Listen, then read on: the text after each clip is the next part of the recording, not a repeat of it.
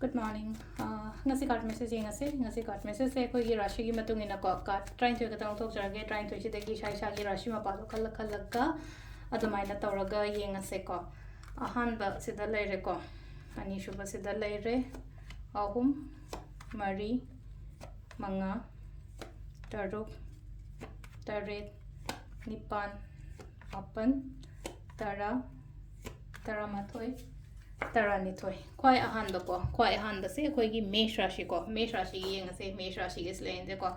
Busy, or when in a ore ko, had the yam the chinganico, had the Amazon so important of the Chatori, but Doriba Mam ko, Brishaco, Ngai, the Karatabok Mam say, Hitarako, Tabainkan, Oiro, Laka, the Oiro, Pashanusha, Oiro, and no more, Katan waiting period the lady ko.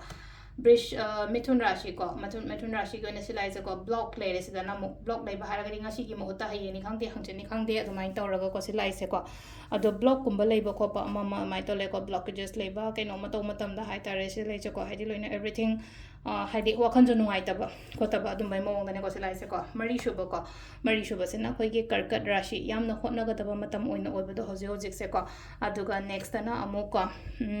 sina akoi singa rashi gi su yamna hotna ba oina oire ko silai se ko difficulties laigani ko tasu bai honabam thopa dum hona biyo ko kaina rashi khana ba chaina ba khotpa yaring avoid ignore gumba kai tendo biyo negative energies gumba kai gumba maina oina oiba do ko sisina akoigi ko tula gisna mi gi mating to hena phagani ko wakhan nungai gani imung manung nushi chana lemina ba khomina ba ko brichik rashi gi oina dhanu gi oina tauge khaliba aduma myam do topiyo ko sidana akoigi makar gi na ningba khotba aina ningjariba aina khaliba se thungba phangba almain tar lai ko aduga sisena khoigi kumbarashi gi na always ai gi damakta help ti dum leikani ko mana traga mana dum tobirak ko